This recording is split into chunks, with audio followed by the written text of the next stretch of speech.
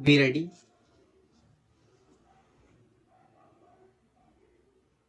Five seconds. Start. I have no intention of giving a certificate about which my honorable friend Dr. Krishna Swami was talking some time ago, since anything like a certificate being given by any member of the business community is likely to be misunderstood. But the fact remains that impartial observers, both here and abroad, have testified to the soundness and stability of our finances, which have successfully withstood severe stresses and strains of the changing economic factors, both national and international, and for this the fullest possible credit is due to the wise handling of the situation by our present finance minister. There have been criticisms on both sides. Some have described the budget as pro big business, as something which has brought about a boom in the stock exchange, and as something which has brought about satisfaction in the business circles.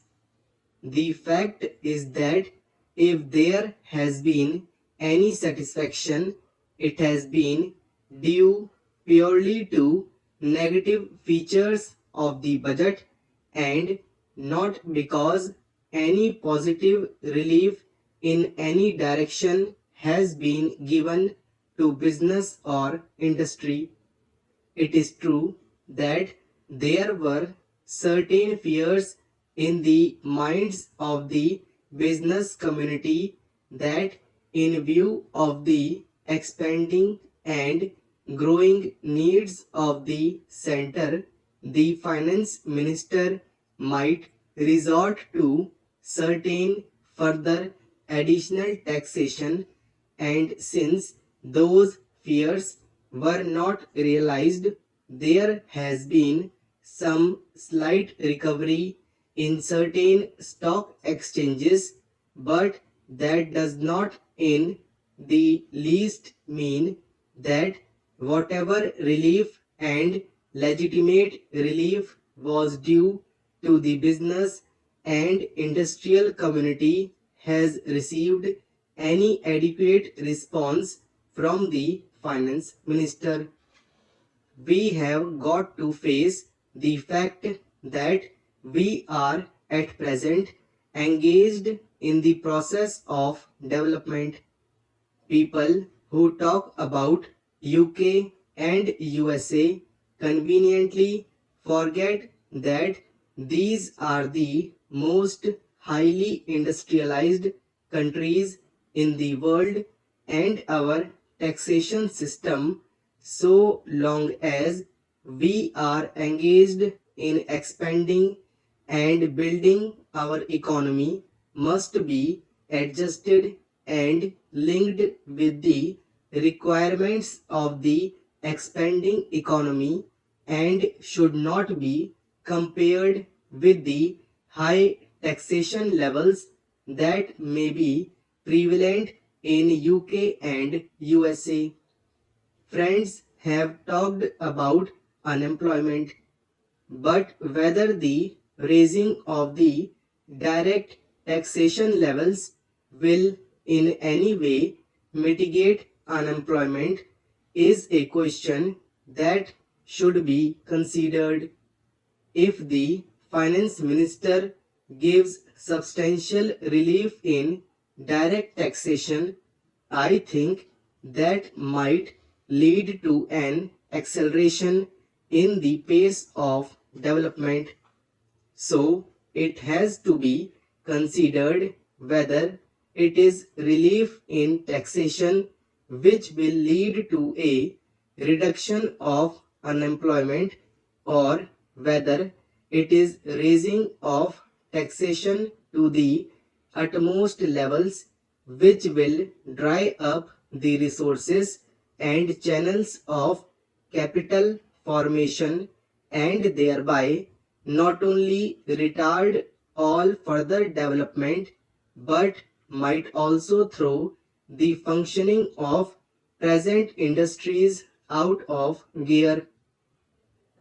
So, my submission is that when the Taxation Enquiry Committee has been appointed, it is only logical to expect that no substantial changes in the taxation structure will be made until the findings of that expert committee are known, until we know the incidence of taxation in the various sectors of our economy. Now, coming to the question of deficit financing, I am afraid that my esteemed friend's attitude was somewhat different from the line of opinion in the business and industrial community. Not that we advocate deficit financing for bringing any artificial rise in prices, but the fact is that those who have criticized deficit financing have not suggested any other alternative or made any other constructive suggestion which will bring about necessary development plans. After all, the fact has got to be faced that whatever program we have set out in the national plan should go on unimpeded by any financial considerations. An assurance has been given by the finance minister that so far as financial resources are concerned, he will ensure that the 5-year plan will not in any way be retarded. In this connection, I can only say that deficit financing is one thing so far as the revenue budget is concerned, so far as normal expenses and expenditure are concerned.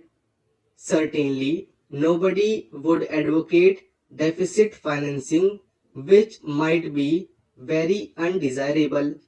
But when it is a question of doing something abnormal, of investing something in productive channels, then certainly some risk has got to be taken, and I think the finance minister has been fully cautious in taking whatever measures he has so far. We know the measures that the government took for contracting money supply about the end of 1950, and certain other measures adopted which brought about a slump. Also, from time to time, the finance minister did not hesitate to mop up the surplus, which, as the records would show, has been about rupees 300 crores during the past 4 or 5 years.